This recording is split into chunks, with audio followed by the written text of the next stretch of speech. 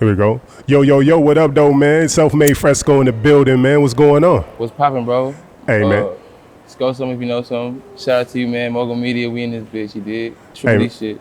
man, I appreciate it, man. You know what I'm saying? A lot going on. You know what I'm saying? 2020's just been one of those crazy years, but I see you out here working. You know what I'm saying? Visual after visual, grinding, man. How 2020 treating you so far? Shit, it been great to me. I understand it's a lot of shit going on around me, but, you know, I just been staying centered, you know, staying focused on what I'm trying to accomplish and shit, just pursuing that shit full speed, you dig? I know, I got you, man. So I see you released the EP this year. You know what I'm saying? You know what I'm saying? You made it quick and sweet, you know, 3 songs. Yeah. You know what I'm saying? Going up, you know what I'm saying? Right. Definitely the songs was going hard, man. Tell people about that EP, man, that you released this year that's out right now.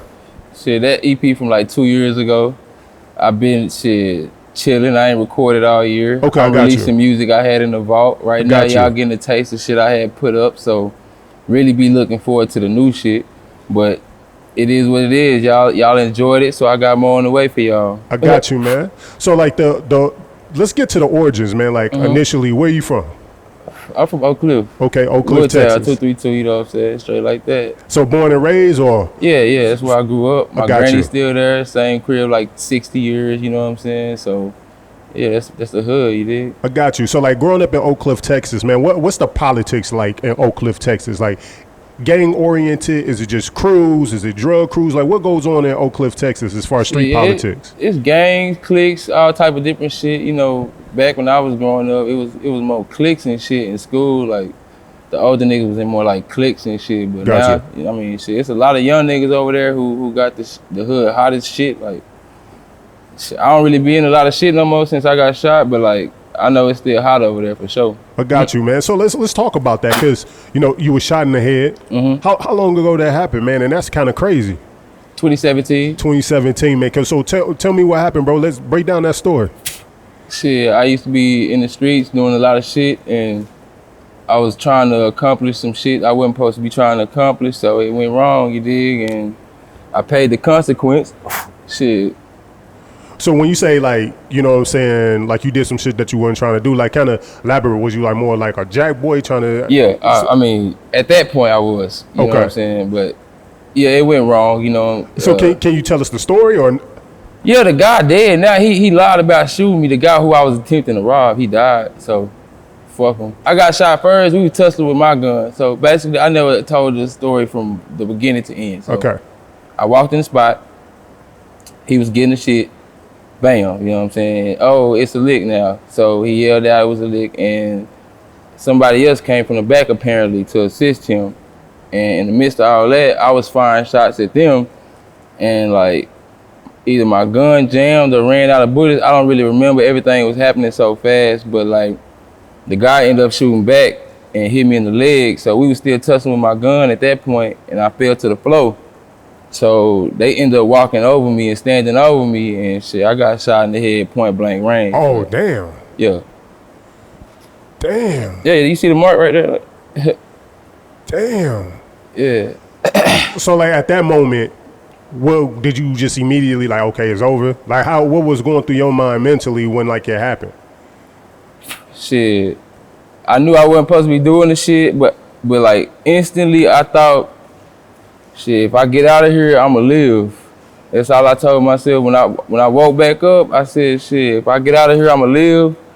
When I opened my eyes, they were staring at me like they seen a ghost. I looked them in their eyes, they was like, what the fuck?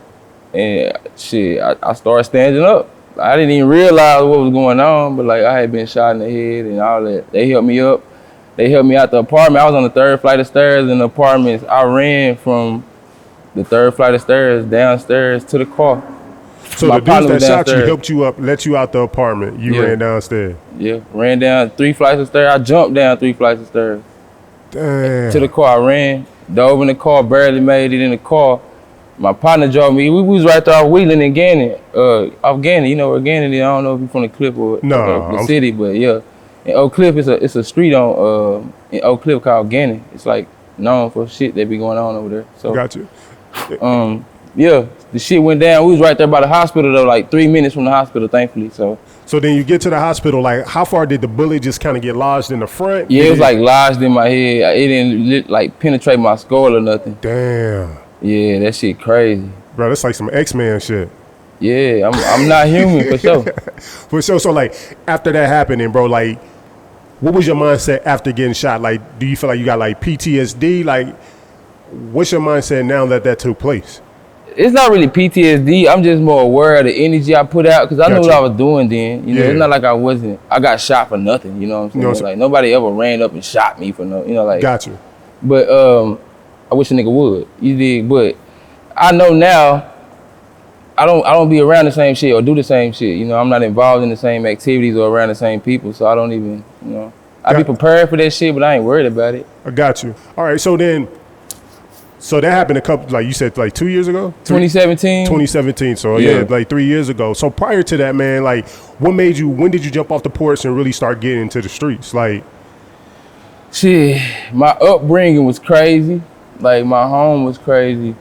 My mama and the shit that we had going on at home was crazy, so I didn't really find no love there.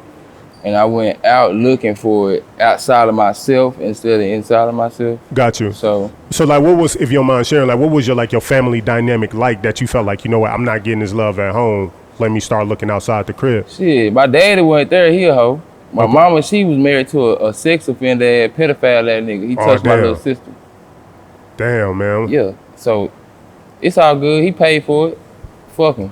Got you. Mm-hmm. Okay, so then you jump out the porch, you get into the streets. Like, when you jump out the porch into the streets, like, what was like the first, I guess, activity you was drawn to as far as the streets? Hustling, selling weed, shit like that, taking people's shit. I got you. So then, from the weed, at what point did you like, you know what, I'm gonna graduate from a weed to a jack boy? Shit, really, I ain't even start robbing people till I got robbed in the streets. That shit made me a monster. Yeah.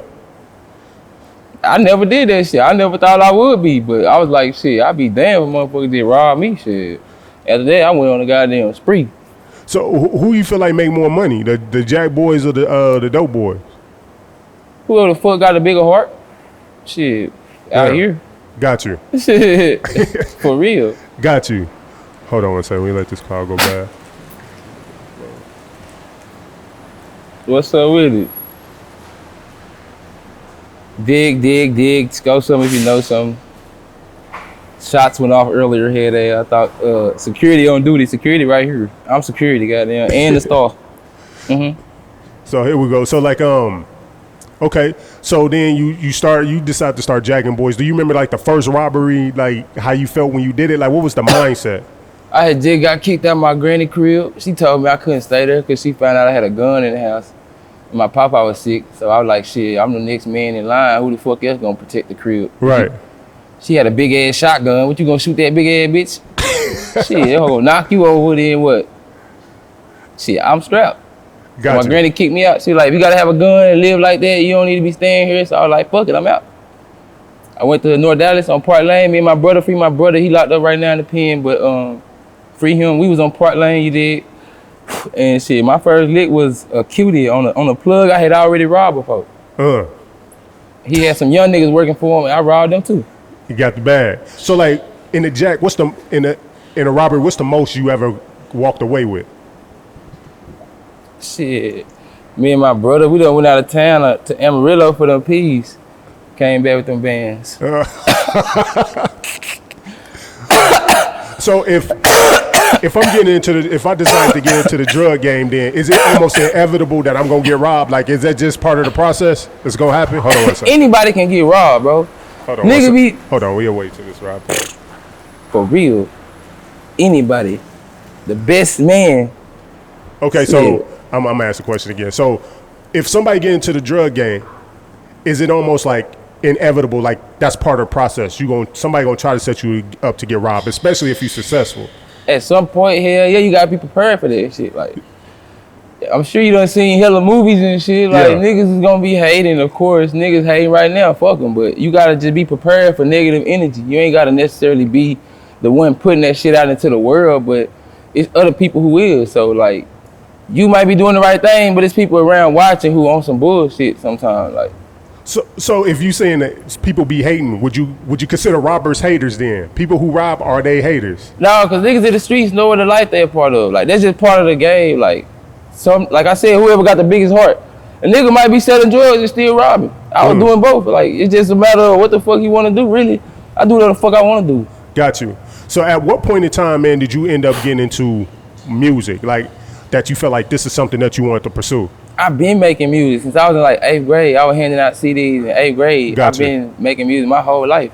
But the streets was just like a coping mechanism for like pain at home and the life that I was dealing with at home. But like, music was there too. That was another outlet, but like, it wasn't making enough, I guess, results at the time for me. Got you. So I tried to figure out a different way. That shit just wasn't it though. Like, the streets ain't, for sure. So I like to ask people this a lot. Like, what was that aha moment when you was like, you know what, I'm actually good at this, and I'm gonna really like pursue it? Cause I see you working.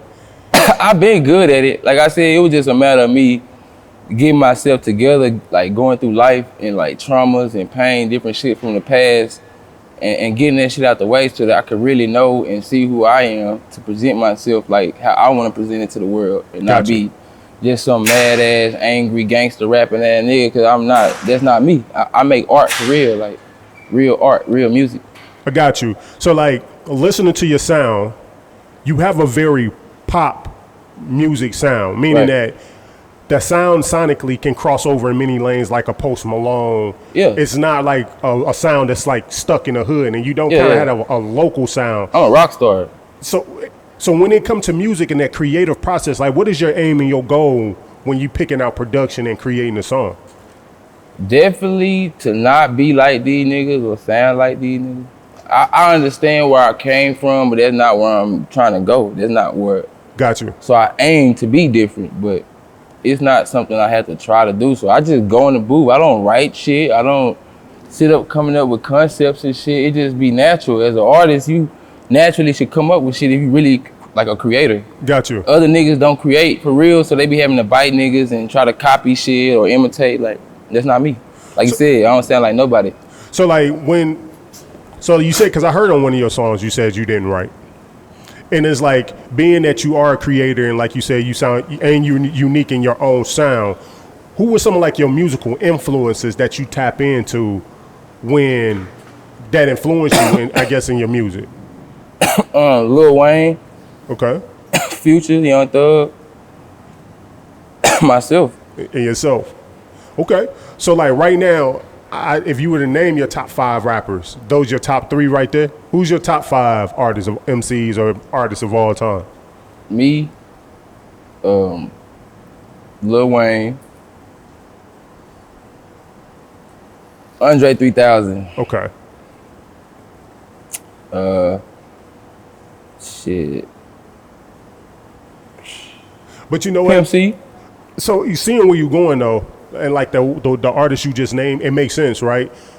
How the way your music sound, because you just chose people that are creators, like they're very unorthodox. Like Wayne pushed the culture forward with the skinny pants, the skater, everything. Punk rock. He brought that element into hip hop.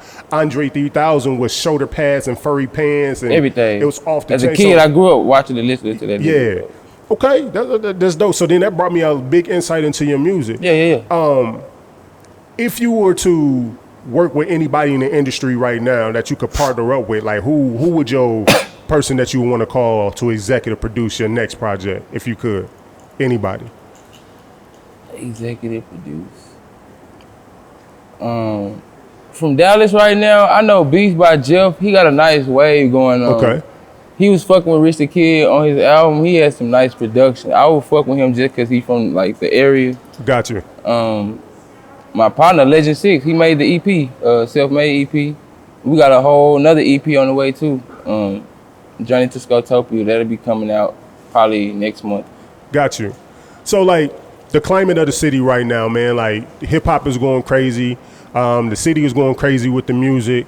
You seeing kind of Fort Worth getting into it with Houston a little bit, or some people would just say just go Yayo getting into it with everybody. Yeah, like, fuck go Yayo. We ain't gotta talk about that nigga. Okay, but like, what do you feel about the culture of hip hop right now around the city in general? They fucked it up. Dallas and Fort Worth was good. Houston, everything was good. I mean, it's really just go Yayo, like you said. But I fuck with Houston. It's some niggas in Fort Worth that's solid too. They got their own little way, but like, It's just a bunch of drama, bro. That nigga messy. I got you. So like when you look at the difference between like the Dallas scene and the Fort Worth scene, because on the outside looking in, we just group them together. But when you live here, you realize it's completely we don't group it. The inside, maybe the outside, we damn sure don't group them together. Fort Worth is not Dallas. It never was. It never will be. But like, is there some major differences between like Fort Worth and, for those who don't know that don't live here, and when they see Fort Worth and they see Dallas, like what's the difference between the two really? They Fort Worth and we Dallas. Shit. So that's everything, the lingo, the style, everything. He can't speak for, so if Dallas ain't involved in that shit they got going on. Got you. That's Fort Worth. So that's his region, that's they little shit. We don't even be, we just now built a bridge with Fort Worth like in the last few years. It ain't never been just, people call it DFW, but the inside, we know what it is. Okay, got you. So if you can look forward in the next 5-10 years, where do you feel like the city will be hip hop wise, Dallas? Shit, right now everybody flooding to Dallas trying to find like the next people to sign, the biggest artists that's coming up, because Yellow Bees and, you know, all the niggas who opened the door up wide for us.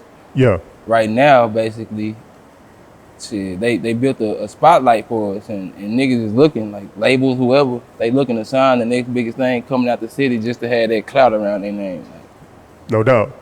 It is what it is. So I know you saying, like, you know what I'm saying, you working on some projects and music. Like, when can we expect the next project to come out? Well, I just shot a video last night. I was just up here at the fabrication yard, shoot a video last night. We was up here 2 weeks ago at the fabrication yard, shoot a video. So that's when I ran into you. Hell yeah. So shit, I got a couple videos on the way. As far as music, that shit already done. I'm just timing when to drop it. So I would say within the next couple weeks or so, maybe. Shit, who knows? You never know. Hell yeah, man. But I think you on your way. I think you definitely got a rock star mentality and a rock star sound. You know what I'm saying? Your sound big, your mix on point, them records are big, bro. But you know I do all that shit myself in the crib. In the crib. Hey, man. Well, hey, you saving a whole lot of money. For years. Hey, I'm putting this old ass music out from years ago that I did in the room sitting up chilling. Hey, man. Well, keep doing what you doing, bro. Because you on to something. And hey, man, we definitely rooting for you. Appreciate that, bro. Hey, man, let's tap in. For sure. Let's go.